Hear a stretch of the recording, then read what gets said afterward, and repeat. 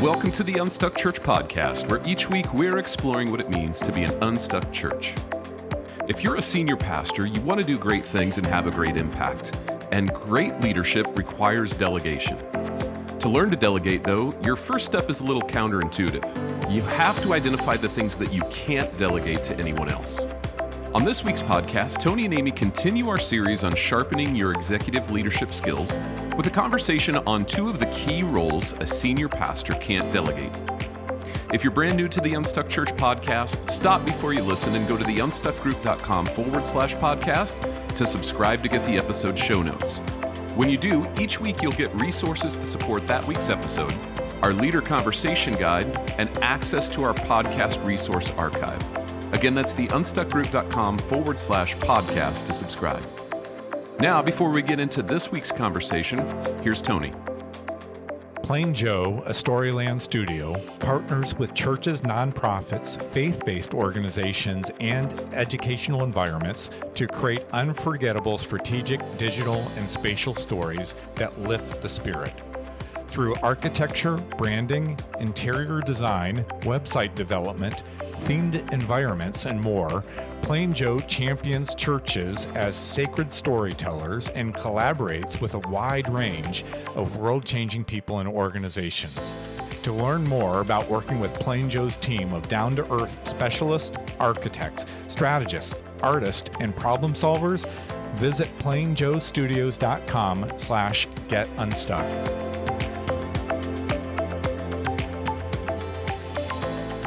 Hey, welcome to all of our listeners. Tony, good to see you. It was kind of fun. We got to serve a church together this past week. That doesn't happen very often. It was great, and really, I was just there for the color commentary because it was an opportunity to help a church, great church, with staffing and structure, and that, I mean, you kind of created that process, and so it was another opportunity for me to just watch you do your thing and facilitate that conversation. And Amy, you do a great job with that, helping churches with that, and it was fun to see it firsthand. So fun to tag along with you. You're so kind. Yeah, it's always, the road, it sounds fun, but it can be, you're alone a lot. So to have a colleague there and another mind to think with me was just a joy. So anyways, welcome back, listeners, to part 3 of our series on sharpening your executive leadership skills. In the last 2 episodes, we discussed the 3 essential roles that an executive pastor can't delegate. And in this week's and next week's episode, we'll discuss the 4 key roles that a senior pastor can't delegate. Yeah, that's right. Over the next 2 weeks, we'll dive into 4 roles: casting vision, being the primary spiritual leader and teacher, leading your leadership team, and then being the champion for your church's culture. And I would just give a word of advice here. If you're an executive pastor, don't skip these 2 episodes. And if you're a senior pastor, go back and listen to the 2 episodes we just recorded on executive pastor roles. It's important that you both understand these roles and get clear understanding so that when you work together, you can both stay laser focused on the roles that only you can do, and then learn to delegate the rest, some of which you're going to kind of delegate to each other. Yeah, agreed. All right, Tony. Well, let's jump right in today. What's the first role a senior pastor can't delegate? Yeah, the first role that you can't delegate to anyone on your team is being the primary owner of helping people buy into your church's vision. And we like to say a vision without a voice is just a dream. And that's why vision casting is such a critical responsibility for senior pastors. If you're the primary voice people hear on a regular basis, you really can't delegate vision casting to anyone else on the team. When it comes to vision casting, the key question you need to answer for people is this: where do you sense God is taking your church in the future? And Tony, I feel like before we can really talk about vision casting, we need to talk about finding vision clarity, because obviously you need to define your vision before you can cast it. But finding clarity on the answer to that question, right? Where do you sense God is taking your church in the future? That takes some work. Yeah, that's a great point, Amy. And it's really an important distinction. As a senior pastor, you are the primary vision caster, but you don't need to be the only vision creator. You don't have to develop or define your vision alone. In fact, we encourage you to use a small team of leaders, and usually it's only 8 to 10 people.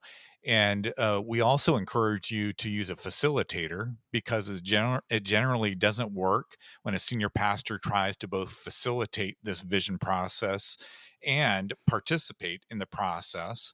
Mhm. And so a dedicated facilitator who isn't on the team, they can help you manage the process of defining vision without speaking into the vision itself, which will help you make better decisions faster.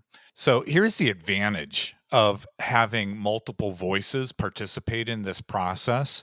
You're going to be able to glean perspective and experience from other people on your team who love Jesus, who love your church, and have a desire to help you move the mission of the church forward.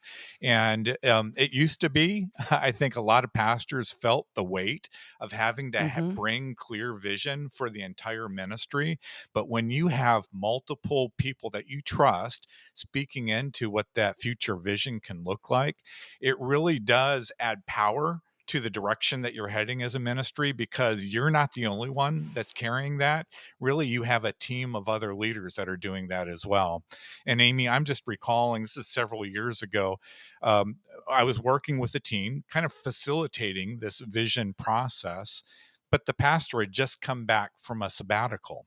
And part Mhm. of that time during the sabbatical, the pastor spent some time actually thinking, dreaming, praying through, and writing down some thoughts about what he sensed the future vision of the church would look like in the coming years.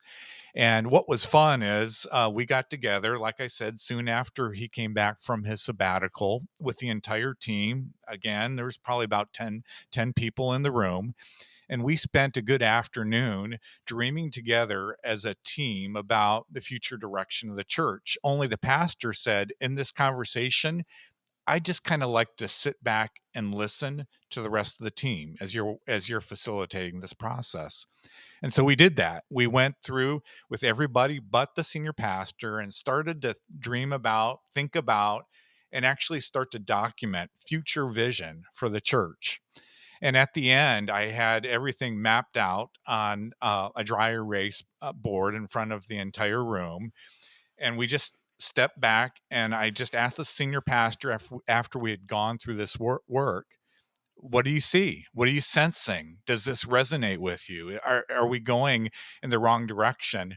And he opened up his notebook from the time that he was in sabbatical. And I mean, he started to tear up because Mhm. where we landed as a team was almost a perfect replication of the things that he had written down while he was away on sabbatical.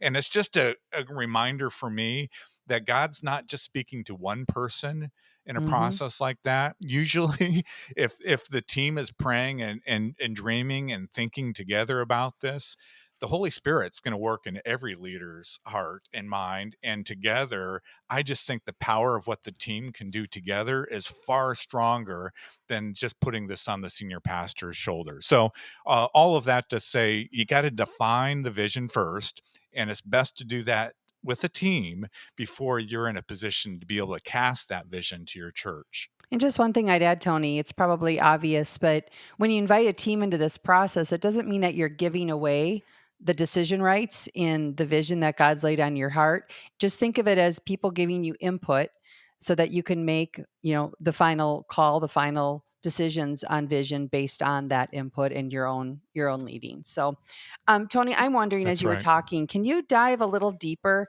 into what vision should look like? I think this is an area we see a lot of churches get confused about it. Yeah, that's right. I mean, and we talk about this often, but I do think there's a lot of uncertainty about the difference between mission and vision because those words sound so much alike.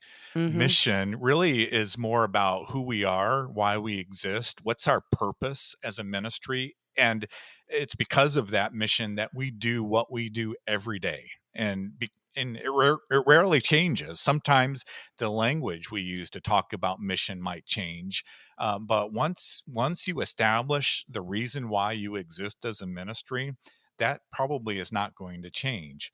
Vision, on the other hand, is trying to paint a clear and compelling picture of what the church is sensing God is calling the church to do in the future.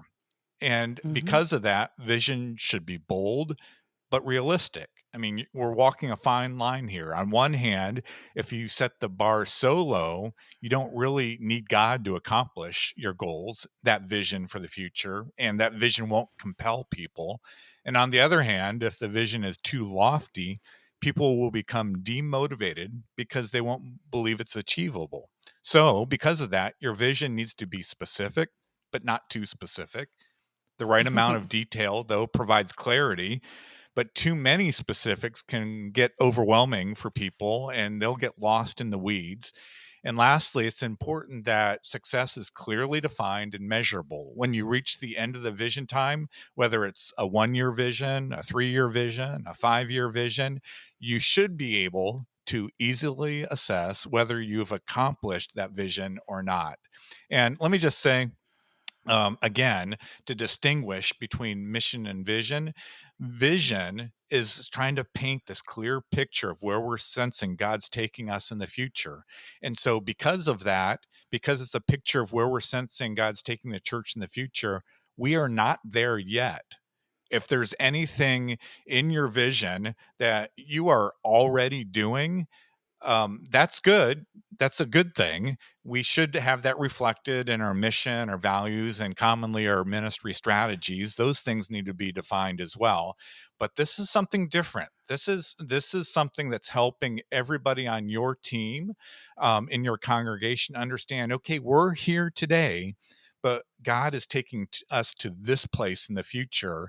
And when we get that clearly defined and we can cast that vision clearly, it will hopefully rally your church to invest their prayer, their time, and their financial resources. Got it. All right. So first, the pastor and a small team of leaders, they need to work together to clearly define the vision. And then it's time for the pastor to cast the vision, one of the roles they can't delegate. Talk about that, Tony. Yeah. So once you've defined your vision, it's time to really communicate this to the church and communicate it often. After all, they are the people who will bring this vision to life. It's going to be their passion, their talent, their prayers, their behaviors are going to determine whether the church successfully accomplishes the vision or not. They need to understand in strategic terms and clear terms the church's future destination and the journey that you're going to take to get there. And the best way to define strategy is to answer these questions, including where are we going? How are we going to get there? When will we arrive? And what are some of the key milestones we can expect along that journey? And this, again, Amy, we talked about this last, I think it was a week ago, related to the role of the executive pastor. This is where we see the roles of the senior pastor and the executive pastor starting to come together. The senior Hmm. pastor has to be the primary voice and casting the vision and keeping the destination clear in front of us on a frequent basis. The executive pastor then needs to come alongside and really define how are we going to move forward so that the vision can be accomplished. And that kind of Hmm. clarity will help people feel that they're a part of this process. It creates buy-in, and that's what vision casting is really all about. You want to engage and rally people, and that's why explaining where we're going and how we're going to get there is essential to your vision actually being accomplished. Yeah, those questions are a great first step. And when casting vision, it isn't enough to only explain where, how, when, and what. You also, I think, Tony, need to answer two crucial why questions if you want to fully engage the people in your church. The first one is, why is the vision important for the church? And second, why is the vision important for me? Right? That's right. That's right. And that first question, if you're explaining your team's sense of where God is leading the church, it's absolutely necessary to explain why vision for the future matters. You need to paint a picture of how your church and maybe even your community will be different and better if you achieve the vision that you've set. The second question is less obvious, but the vision has to be personal for everyone in your church. This is where storytelling is really important, and needs to be a part of your vision casting Hmm. process, because stories help move people from information to inspiration. Information moves the mind, but inspiration moves the heart. And effective vision casting must move both, because when people are engaged with both the mind and the heart, that's when they start to take action. And so, just helping people understand why this is important for the church, and maybe more importantly for the community, but also why is this so important for each person in the congregation as well. Yeah, we've absolutely found, Tony, that the more you can personalize the vision, the easier it will be to engage the church, your church. And the bigger the ask, the more personal the ask needs to be. And if you're inviting people to make significant investments, like you said, of their prayer, their time, and their financial resources, the invitation needs to be personal too. And if you're asking someone to lead the way in generosity, you may need to have a one on one conversation. That's how important it is to make this vision personal. Yeah, absolutely, Amy. And before we jump forward into the second topic, because this vision casting component of the roles of the senior pastor is so important to your leadership and to your church, I want to provide an opportunity for reflection in this area. So I'm going to make the assumption that a lot of churches listening already have some sort of vision defined for your future. If your church does, I recommend you perform a health check by working through these questions with your leadership team. Number one, how old is your vision? Is it still fresh and relevant to the focus of your ministry? Secondly, does your congregation know your vision? Does it inspire them? Do they need to be reminded of where God is taking your church into the future? Number three, in what areas is the vision successfully providing guidance and focus for the ministry, so that we know what we need to be doing today in order to see Hmm. that future vision accomplished? And then lastly, are there any areas currently out of alignment with the vision? If so, what actions would refocus that ministry area for where God's taking our church into the future? And if your church doesn't have vision clearly defined, go back to the beginning of the episode and begin to work through that process. And if you need help, that's an area certainly that the Unstuck group, our team, would love to help you with. All right. Well, let's keep moving then, Tony. Let's put vision down and pick up the second role that a senior pastor can't delegate. What's that? Well, this one will not come as a surprise, but what distinguishes senior pastor leadership from senior leadership of other organizations, whether that's in the marketplace or other nonprofits, is the senior pastor's responsibility for a spiritual life and teaching. And because this role is at the heart of what a church does and provides for those engaged in the life of the church, it absolutely cannot be delegated. You carry all the responsibility leaders of other large, healthy organizations carry, but a significant portion of your time also has to be invested in the teaching, in your message. I mean, it really is a unique challenge. And I hate to add to the pressure, but your teaching has to be phenomenal. You can't wait until Friday and expect to develop, write, rehearse a great message for delivery on Sunday morning. You need to devote time throughout the week to preparing for Sunday, and your teaching has to be great consistently, week after week. Yeah, I often talk about it with other leaders, or I tell senior pastors. Corporate leaders don't have a final exam every week, but senior pastors, teaching pastors, they do, right? That's And I right. think it's critical as you talk about just devoting this time to it. It's critical that everybody knows that the senior pastor needs to have time and energy set aside for the teaching process, because studying, writing, like you said, rehearsing, and that delivery, that it's time we need to dedicate to each of those areas. And because that can't be delegated, you have to delegate the things that get in the way of great teaching, and you have to guard your calendar so that you can devote that time. That's right. And just to be clear here. Just because senior pastors can't delegate teaching, that doesn't mean that they can't use a teaching team. We're big advocates of a teaching team at the Unstuck group. In other words, not just a teacher, but it's probably going to be maybe 2, 3, 4 teachers that are regularly presenting the biblical teaching in our Sunday services. And what that means is you need to take leadership, ownership of making sure that that team is consistently offering excellence in the teaching for the church. In fact, in my opinion, the only way senior pastors can deliver consistently great teaching is by recruiting a teaching team. If attendees are going to invite their friends and family to church, you need to have a culture of reliably excellent messages, regardless of who's teaching on Sunday morning. And that means you not only need to invest time and energy into making your own messages great, you also have to develop a team of teachers and help them make their messages great. And this is the opportunity for senior pastors to go to the next level, thinking beyond their own teaching skills to raising up other leaders and helping them excel when it comes to delivering great biblically focused messages as well. Yeah, not only does that lead pastor make those other teachers great, but those other teachers actually make the lead pastor even better in a team teaching Mm. format. There's so many benefits when you approach teaching as a team. A couple things come to mind, Tony.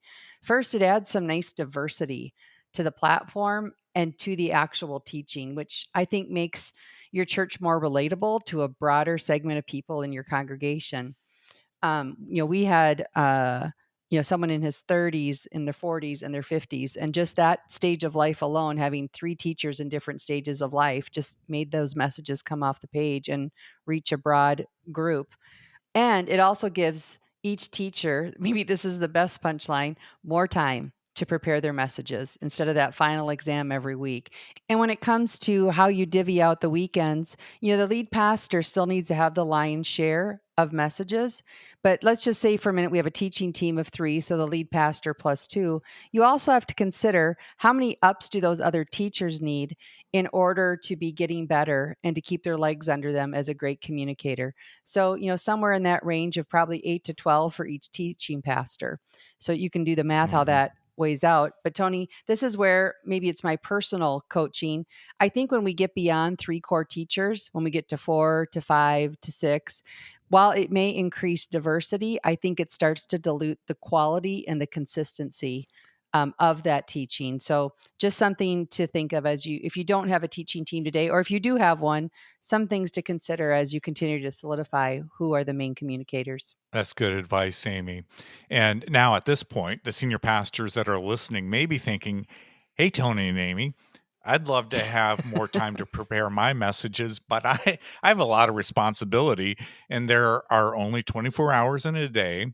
So hear us out. No one's saying to you that you aren't busy. I mean, really busy. We get that. But preparing for the weekend messages is one of the key responsibilities you have as a senior pastor. And if you shortchange it, the entire ministry is going to suffer in the long run. So, here are a few words of advice for how you can make more time for this essential role. First, make it your priority focus. Message prep should be the first thing that goes on your calendar each week, and only you can solve your calendar issues. The senior pastor's Mhm. schedule and rhythm needs to drive the rest of the church's schedule and rhythm. So the senior pastor's schedule shouldn't be driven by the management schedules of the rest of the team.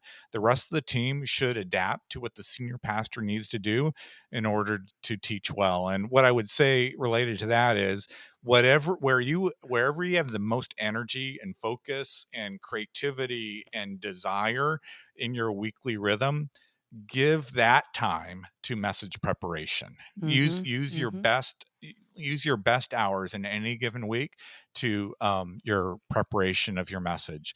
Secondly, you need to give leadership responsibility away so that you can focus on what is most important to the overall health of your church, which means, by the way, you need to have some leaders that you trust that you can give those key responsibilities to so that you can stay focused on the things Mhm. that only you can't delegate. And then lastly, create a small team to help you work through the development of messages. There's nothing in scripture that says only the pastor can do all the study, all of the outlining, all of the writing, all of the creative brainstorming required in order to deliver a great message. There's nothing in the Bible that says only one person has to do that. And here's my suspicion: people in your congregation may think you have the entire week off, and that you just show up on Sunday morning and deliver a message to the church. But that's not true. I know that's not true. And a great message requires all of that. It requires research, study, brainstorming, storytelling, and creativity. And one person isn't going to be gifted in all aspects of what it takes to deliver a great message.